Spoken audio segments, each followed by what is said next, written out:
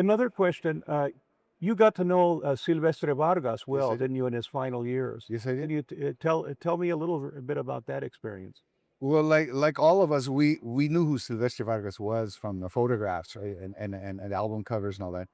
But at that time, Silvestre Vargas wasn't living in Mexico City. He was living in Jalisco.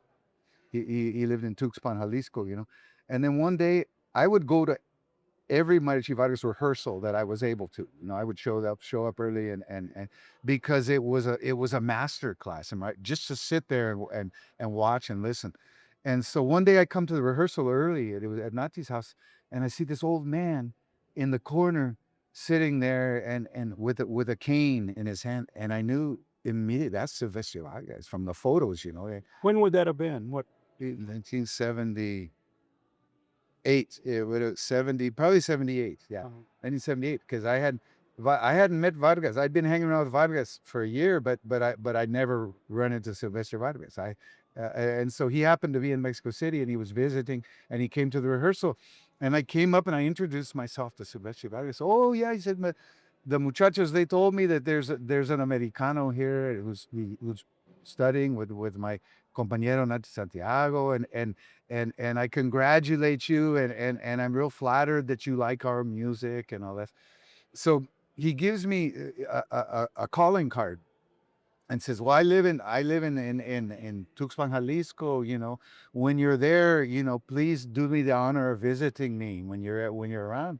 So about a month later, I happened to be in Guadalajara, and I called Silvestre in Tuxpan, which is about 2 hours south of Guadalajara. I said, Silvestre, you remember Don Silvestre? Yeah. Oh, yeah, yeah, yeah, yeah, sure. He said, well, I'm here in Guadalajara, and you told me I should come visit you. Would this be a good time? Yes, come right now. Come on down.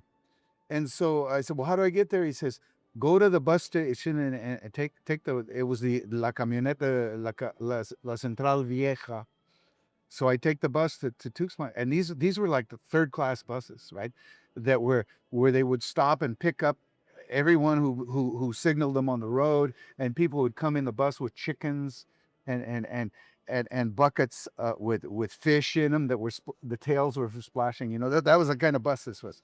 So I get to Tuxpan, and he says, oh, just ask anyone when you get to Tuxpan. Ask anyone where Silvestre Vargas lives. So I get to the town plaza where the bus station was, bus terminal was, and the first person I ask, is, oh, he lives right there.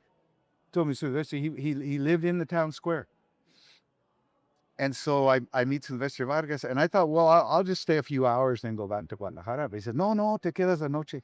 We started talking, and late into the night, and then he said, no, no, don't leave, come tomorrow. So we talked the following day. Nothing, all about mariachis, all about mariachi. He said, he took me to the birria. He took me he goes, no, te quedas hasta mañana y te llevo a mi pueblo, Tecalitlán. And okay, I guess a prelude to that. When I first arrived in Mexico City, I went to, I thought I was going to find all this written information on mariachi music. So I went to every major library in Mexico City, and went up to the reference library and said, well, I'm here I want to know what you have on mariachi music. And they would all scratch their head and say, well, I don't remember ever seeing anything on that in that subject, but let's go to the card catalog. They pull out the whole card catalog. No, mariachi, nothing under mariachi. I said, well, what about a Mexican music? Or do you have any books on Mexican music? Yeah, but there weren't that many. The section was about that wide of books, right? And so I would go and pull out the books and look at I turned to the index, and to my surprise, the overwhelming majority of books on Mexican music did not contain the word mariachi in the index. And in the case they did, it was maybe one paragraph, like in a couple cases, maximum one page or page and a half. And after going to 5 or 6, 7 libraries, I came to the conclusion, well, what I wanted to find, I'm not going to find any written source.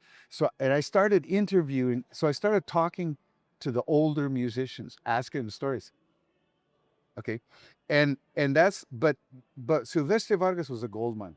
When I met Silvestre Vargas, he was a living encyclopedia of mariachi music, and he never got tired of talking about mariachis. And he not only knew about his group, he knew about every other group at very in great detail. So that changed my life. So after those 3 days I spent with Silvestre Vargas, that's where I became a seat of the pants mariachi historian. And I had met Mark. I knew your brother Mark, and I'd read Mark's thesis, and I thought Mark would die to be here right now and hear these stories that Silvestre had told me, because Mark never had met Silvestre Vargas, right? This stuff he's telling me is incredible. It's not written down anywhere. So then I said, Don Silvestre, do you have it? Do you have photographs? And he shows me this. Oh yeah. He he opens this drawer, this big deep drawer, and it's full of loose photographs. And but they're real. They're like yellowing. They're torn. They're folded and stuff, like in bad condition. And he said, and so it was like a pirate chest of gold and jewels. Opening that up, my eyes must have popped out.